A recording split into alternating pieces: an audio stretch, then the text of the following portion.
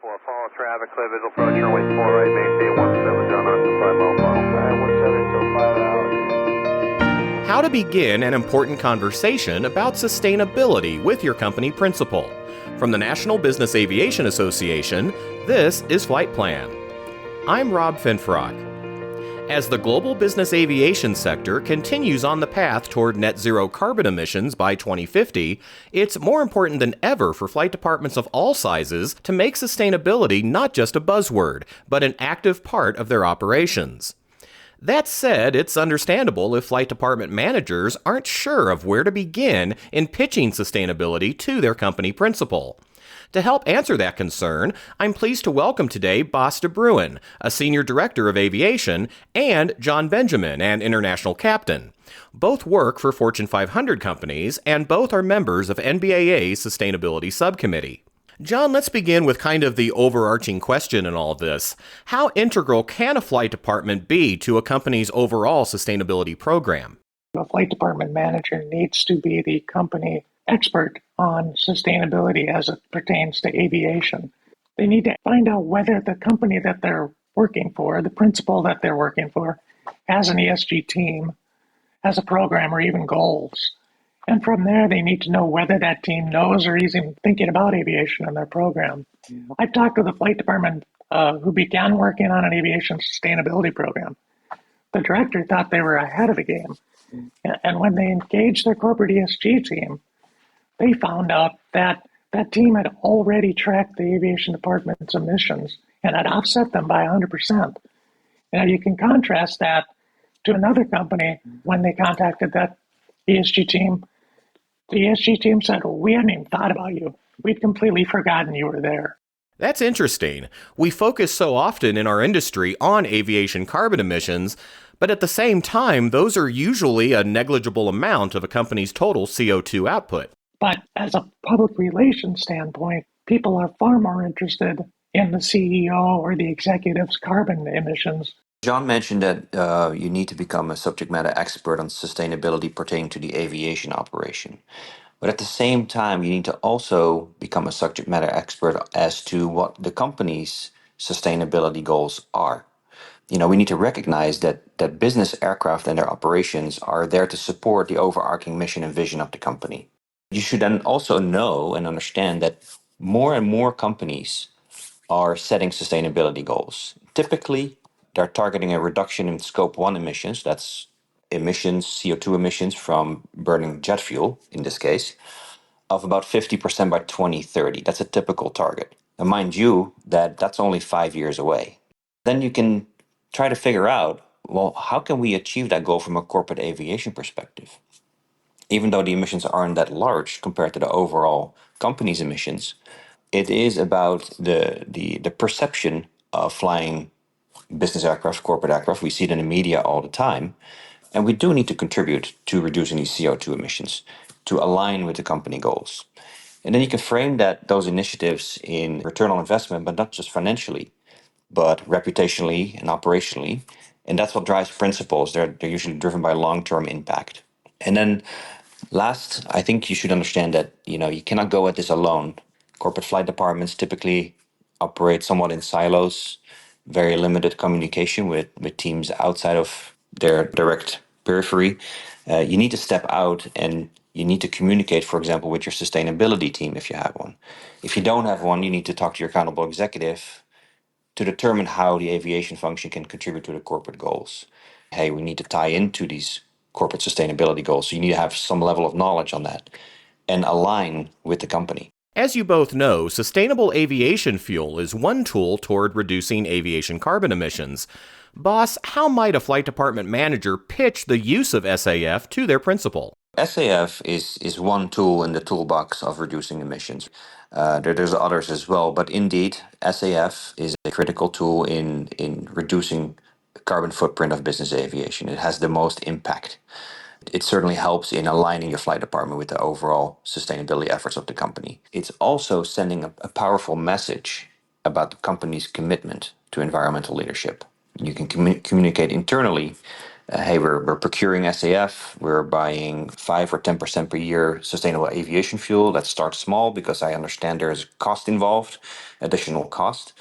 But you can then show progress year over year and track the KPIs. For example, year over year CO2 emission reduction per flight hour is a good one to consider that you can use to selling your sustainability initiatives to your principal. The fact of the matter is, the first step is to get the principal to agree on adopting sustainability and agree that that will cost more. So if you talk SAF, before you talk and get agreement on the program, you're kind of putting the cart before the horse. And the analogy I came up with was, so it's 1924, the early stages of aviation, and in general, executives are in 24, very comfortable with train or horse and buggy or cars, and they're not fully convinced the airplane travel is worth the added risks or resources. In that context, talking to an executive in 2024 about using SAF before they're sold on sustainable operations is kind of like talking to an executive in 1924 about whether to use petrol or benzoil or ethyl in an airplane that the executives haven't even decided to buy yet. Good points, John. And it sounds like it also behooves flight department managers to be ready to have that larger discussion about different methods to improve sustainability. Yeah, I think it's critical that the manager has the talking points about SAF. Obviously, there's a whole series of options, but specific to SAF, business aviation is a conglomerate without a leader. If you think about it, once again, taking the analogy, this conglomerate has tens of thousands of operating plants that they're operating completely independently, doing whatever the heck they want. But thanks in large part to industry efforts, business aviation actually uses more SAF as a percentage than the airlines. And I think that's a key talking point in addressing the notion that we each have a responsibility to the industry and not just to ourselves to do our part. Because utilizing SAF not only helps the flight department, it also helps the industry working harder at decarbonization than other aviation sectors. The other thing that you can sell is that buying SAF helps the company lead by sending a market signal to investors and producers, which creates incentive for more production, which increases supply and reduces the cost. So it increases investment into innovation, where the 7 current channels, feedstocks that are available for SAF can get monetized and plants built and increase the SAF production even more. What other options can flight department managers present to their principal that might yield the greatest benefit for relatively low cost? Some of the tools to help with that cost, or at least help the forecasting it, is to adopt book and claim instead of actually putting SAF on your airplane. Most people don't live next to the current SAF production facilities. And book and claim allows you to burn SAF without actually burning it, without actually expending the resources to get that SAF to your doorstep. There's a long chain of that, of how that happens, but you're reducing your logistical challenges, you're reducing the effective carbon output of the SAF, you're also reducing your cost fluctuations. Using book and claim, you can actually decide how much of your total fuel you want as SAF and buy it that way and forecast the pricing. I hadn't really thought of book and claim as a budgeting tool, and it's really interesting to consider that sustainability and cost savings may not necessarily be mutually exclusive goals. There's also recycling. Are you controlling your waste stream? I know one flight department that actually changed the garbage pickup because the one they were using were driving 50 miles to dump their garbage versus another one was driving a lot less. And then something for flying, for pilots, operational practices. Not every aircraft can do this, but if you can do single engine taxi, APU use, how many times have you seen aircraft sitting on the ramp burning the APU for hours on end? Is that necessary? Sometimes it is. But, that's fuel use and that costs money. I'll give you an example of an operational practice. Slow down. These fabulous aircraft can go very fast. Great. But do you need to? So do you slow to maximum range cruise when you're empty, on empty legs to reduce your fuel burn? Another example, ultra large cabin aircraft flying from Tokyo, 6,000 nautical mile flight, 0.87 Mach versus zero point 0.9 Mach.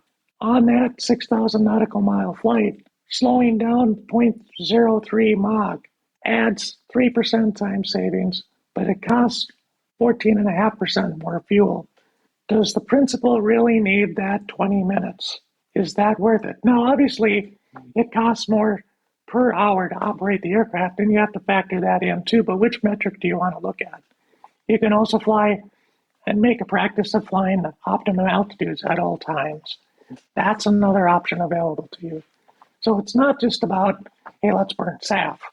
It's about, let's operate more efficiently so we're not burning as much fuel as long as we're still meeting the needs of the company or the principal. I concur with John. You need to weigh as a flight department together with your senior management what you would like to prioritize.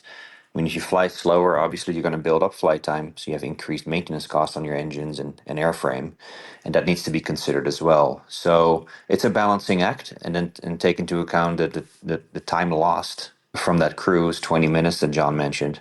Do you really need to save that time? 20 minutes on a trip like that is not much. You can argue that, hey, we can save 14% of fuel burn. That's quite significant. So set that off against your increased maintenance costs and present that and set policy that way. Indeed, but there also may be principals out there who won't consider those benefits. They have this aircraft and they want it to go fast because those 20 minutes are important to them. So how might a flight department manager counter that kind of initial resistance to adopting even fairly simple measures to improve sustainability? There's other ways to compensate for the carbon emissions. Carbon offsetting, the use of SAF or book and claim can help you with that. So if the principal says, well, I can't really afford to lose 20 minutes, so I'll take the extra 14% fuel burn. Fine, you can make a proposal, say, well, instead, maybe we should increase the procurement of our sustainable aircraft fuel or buy carbon offsets or something along those lines and have that discussion. I think they're going to be receptive to that because in the end, it's a long-term return on investment that's going to count in terms of company reputation, etc. I completely agree with Boss. This is not about directing the principal. It's about meeting the company's goals with the tool that's available in the most efficient manner. So if they need that time, then that's why the plane's there. The fact of the matter is, aviation is a critical business tool, and frankly, it's the only time machine available to a company. So I think it's best, this is my opinion, that they own that we own up to the emissions and the total costs of business aviation using the most agreed upon metrics. It is the most expensive and most carbon intensive form of transportation. So, yes, how do you address that? By saying we acknowledge this, but we are doing what we can to reduce those emissions, those costs, whatever, while also meeting the needs of the company with this tool. It definitely is a back and forth, and it's no one time. There are times, I know in my experience, where the passenger's like, I got to get there. We need to go now. Great. Or I've also had the moment where he said, hey, it's going to cost a lot more fuel. Are you okay with this is what it's going to cost you in time? Fine. No problem. It's a back and forth, and it's definitely fluid. The point I think we're both making is that's the discussion. The discussion needs to be part of your operational practices. As a flight department manager, you need to be proactive. You don't want to wait for sustainability to become a corporate directive. Like I said, 2030 is 5 years away. For a lot of companies, those goals are set. Lead the conversation and demonstrate how the flight department can drive the company's sustainability efforts.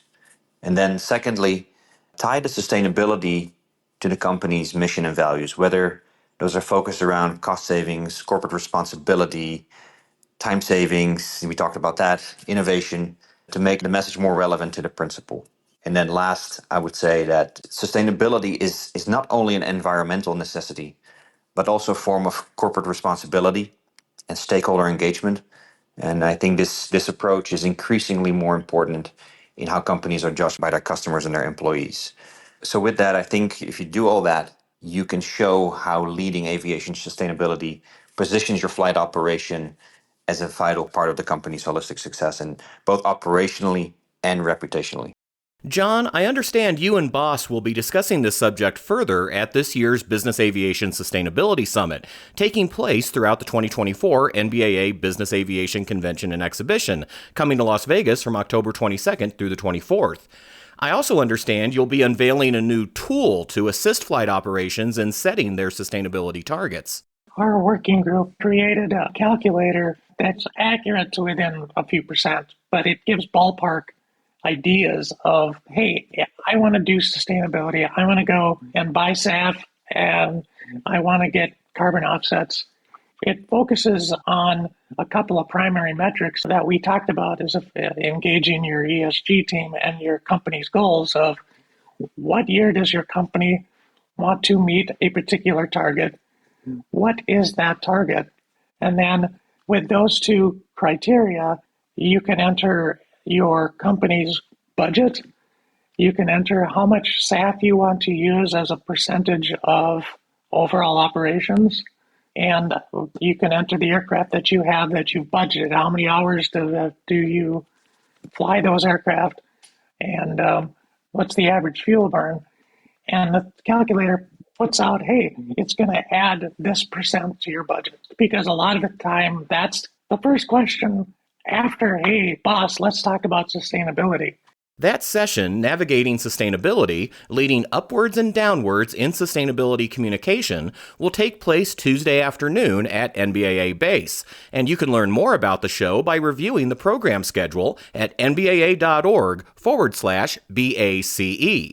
Be sure to also check out nbaa.org/sustainability and climbingfast.com for more information about how business aviation truly is climbing fast to net zero.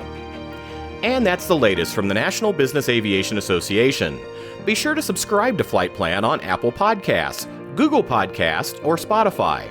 You can also ask your virtual assistant or connected device for the latest episode of Flight Plan, or download it directly from nbaa.org. I'm Rob Finfrock. Thanks for listening, and join us next time for a new episode of Flight Plan. Right base, sending out a 3500. All right, we got him inside. We're slowing it back to 170.